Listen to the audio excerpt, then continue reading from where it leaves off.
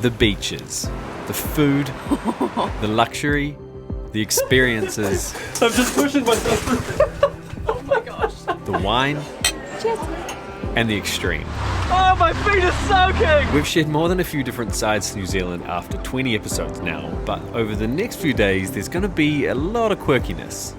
Welcome back to what's going to be another huge leg of this road trip.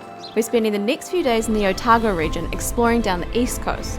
We're leaving Oamaru this morning for our first stop in Oamaru, 1.5 hours away. Then later we'll park up in Moeraki for the night and down further to Dunedin tomorrow. After spending yesterday catching up on work and laundry, we're just excited to be hitting the road again. We're on the road! On the road! We gotta... Well, we're not. We're actually in a car park, but... Yeah, we had to get coffees first. As for the quirkiness, we're talking about a street that's lost in time and country, an enormous homemade castle, 60 million year old boulders just chilling on the beach. Isn't nature just so incredible? Yeah, it really is. Fossils on the wall of a man-made tunnel, one of the most unique places in New Zealand and the steepest street in the world. And for this part of the trip, we get to share the adventure with some friends.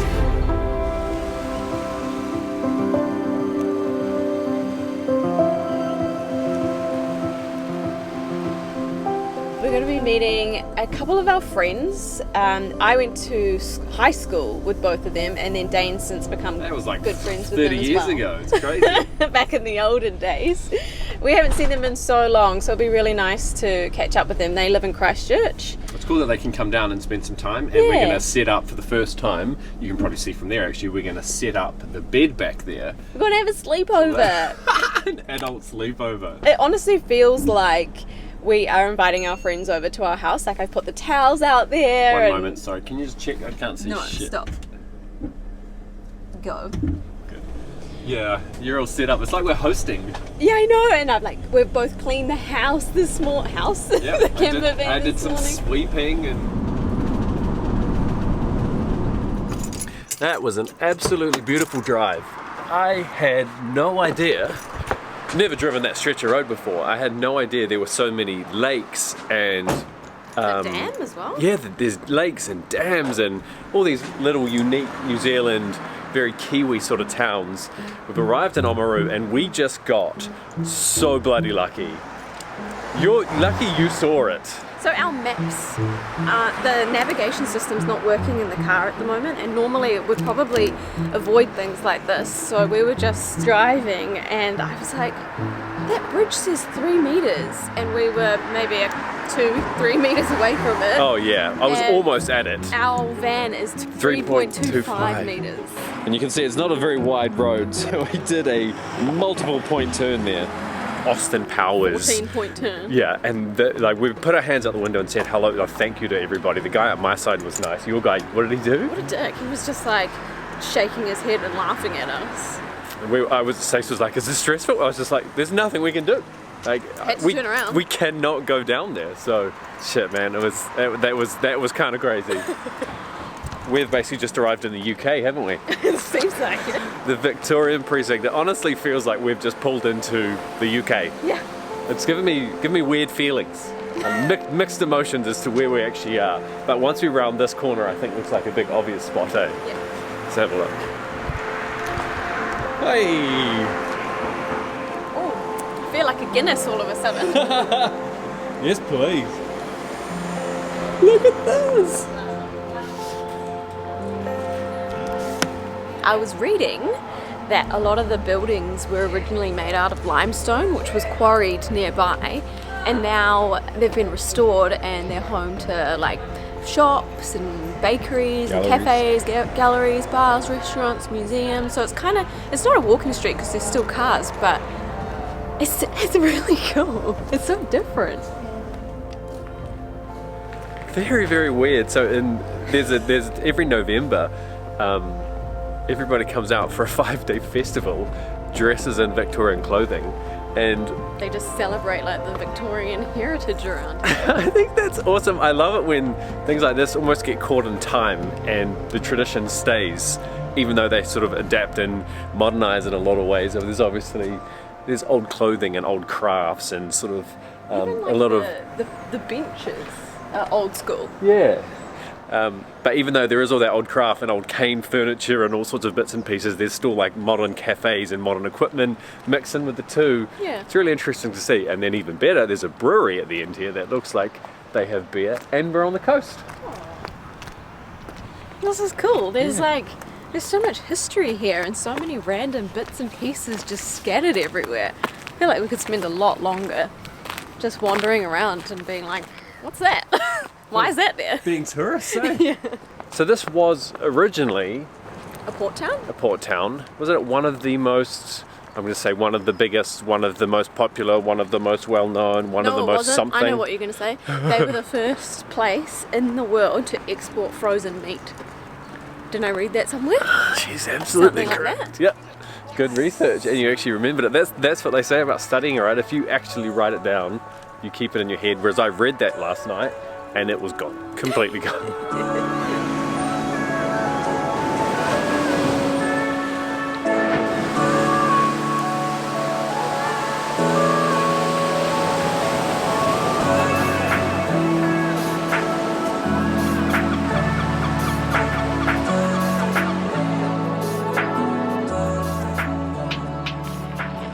Look at this. It is just so strange. Hands down, the quirkiest place I think we've been in a very long time. There's not really much explanation for a lot of the stuff that's here. I mean, there probably is if we got closer, but you've got these old, almost factory-looking buildings, and it's the other side of that, which is where that main Victorian street is. This train station here that cost £1,100 at the time. I feel like they got a bargain, but it's probably a lot more back then. It's just so strange. But I hope this isn't coming across as negative. We're both agreeing how much we absolutely love it. It's just so quirky to walk around here. We met up with Stefan and Erin for lunch at a place called Riverstone. Oh, awkward. Home to an enormous castle built by a lady called Dot. She spent a bunch of time in England visiting manor houses and castles and dreamt of living in one ever since. So, she went right ahead and built her own castle. There are tours to see the inside, but food and catch-ups were priority number one for us.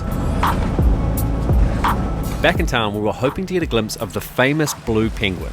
Oamaru is home to a colony of 3,000 blue penguins that can be spotted as they return from a busy day at sea, travelling up to 50 kilometres apparently. Stace made friends with one, but that was likely it. Where are they, babe? I'm hoping that we can see them over here, but they do come home at night time, so I don't think that they're gonna be here, but Steph's pointing at something. We watched, we waited, but no luck. We really wanted to see the little blue penguins because they're the world's smallest at only 30 centimetres tall and weighing only 1 kg as an adult. So while the penguins are small, their neighbours definitely aren't. These seals have just decided to move in and make this place their home.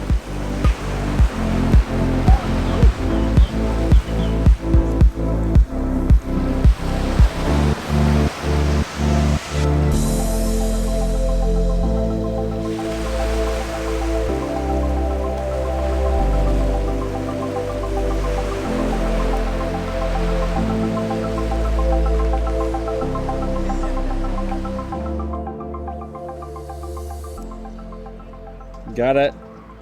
You got it. You got it.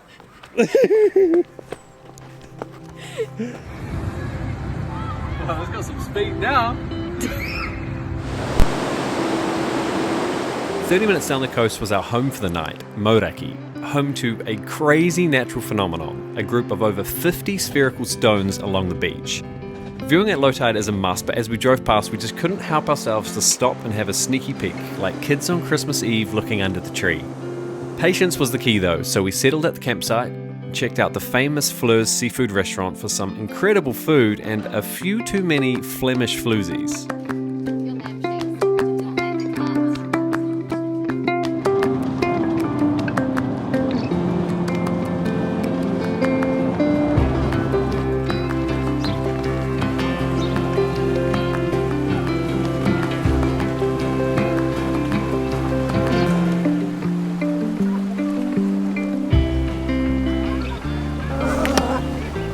We have to. That's the tamest chicken I've ever seen. Looks like it wants a pet or something.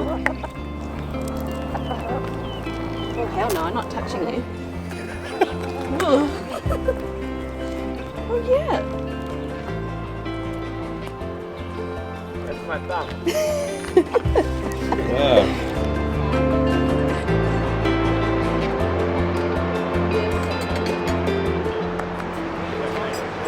They're so big. There's like no one around too, which is nice. These guys are known as the giant gobstoppers. Does everybody know what a gobstopper is? Surely. The lolly. The lolly.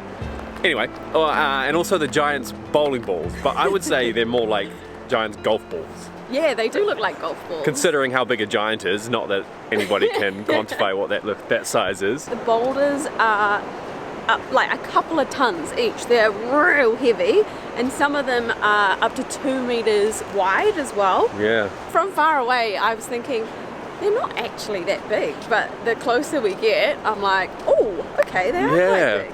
So they've actually come down from the cliffs over time and then rolled down onto the beach and then sort of settled in the spots that they are. I don't know if they move much like year by year. There's one real close to the cliff.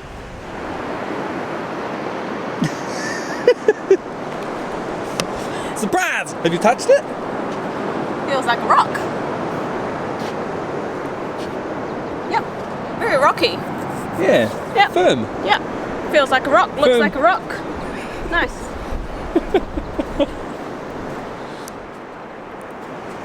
This one almost looks like a tortoise. Are you always I always struggle. Tortoise. tortoise? I kind of combine a turtle and a tortoise Every into time. one. We've got multiple vlogs where he says tortoise. We've just been making fun of, what's his name? Benedict Cumberbatch, because he's in a documentary and he can't say penguin properly. He says penguin and pengling, and then I go ahead and do that. That one looks like a tortoise shell.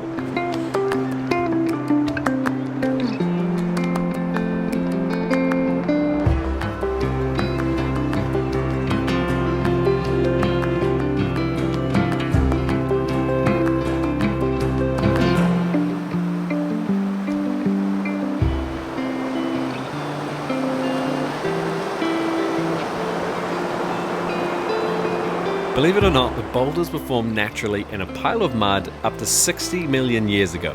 They're called concretions, which is essentially lumps of sediment bound together by mineral cement and just strangely sitting there on the east coast of New Zealand, on the beach, for all to see.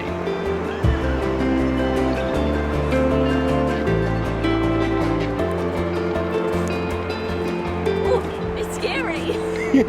Big jump! So far. What do I fall? You got it! Come to me. Go! I'm scared. My chunks are so slipping. Hey, easy! They're actually so big and so round. It's kind of hard to picture how it all happened, but the way that it was explained to us was if you imagine a drop of glue going into sand and how it would kind of go bloop, like that, I guess that's how these have sort of formed. And then I guess, do you reckon erosion as well must have helped with that over time? Yeah, totally. Science! Thanks, teacher. Crazy texture as well in here. This one has either split open or just eroded open. That's what they look like on the inside. And then up close, very firm. But they all have slightly different textures. I get vibes of Teenage Mutant Ninja Turtles out here. That one's Donatello. Can you remember the other names? Yeah, Leonardo. Michelangelo. Raphael. And Raphael. Raphael doesn't look too flash these days. Raphael.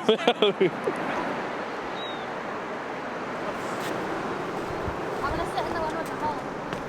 That's crazy! Look, this is what we're talking about, coming out of the cliff and rolling down. This one's obviously not quite fully baked just yet. Yeah, it's not ready. It does look pregnant. Wow. The texture is a lot smoother. Isn't nature just so incredible? Yeah, it really is.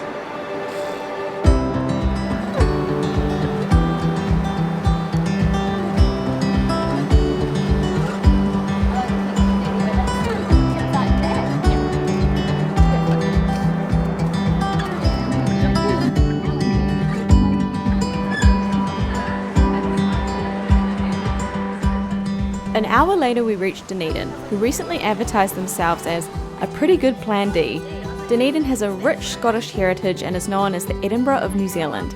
We spent a lot of time in Scotland and absolutely love it. But one thing Dunedin has that Edinburgh doesn't is a famous street like this. Welcome to the world's steepest street in Dunedin. Baldwin Street is 350 metres long. It takes like 10 minutes to walk up it. But recently there was some controversy because the Guinness World Record was taken off Baldwin Street and given to some road in Wales, was it? in Wales, I think. But anyway, we hold the record again. Well, Baldwin Street does. Got reclaimed because they Yeah. said that the gradient wasn't looked at There was correctly some or kind something. of measurement that was off. 34.8% I think you'll find is the gradient. Oh man, I didn't actually think through the fact that I'm about to walk up like a vertical hill.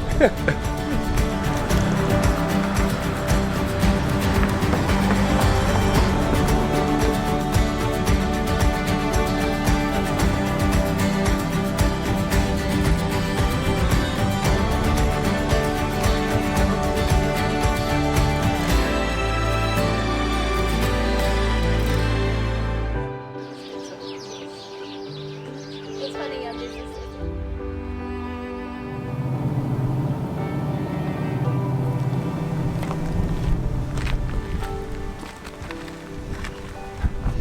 Sneaky hour? Yeah, 1 hour walk down to the beach through a tunnel.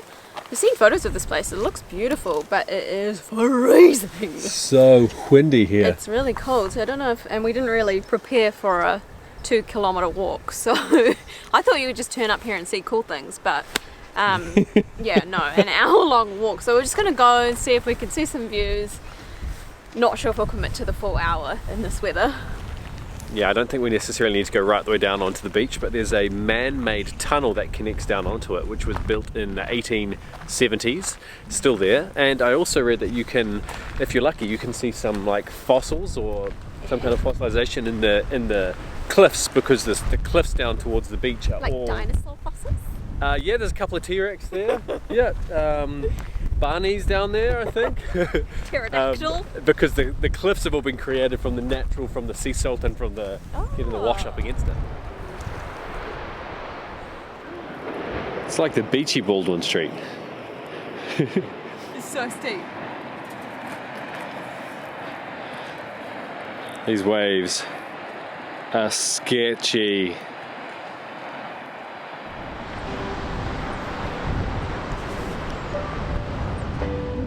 It's so dark. We're going into the tunnel. We might have to duck. Oh no.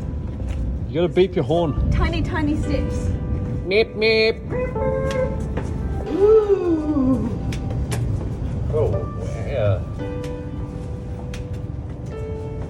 It's crazy. It's not very tall either. No, I like to be. Oh god. The waves right there. What's that? The waves right there. Oh, look at this. Look at this rugged man. Shoo! Photo shoot time.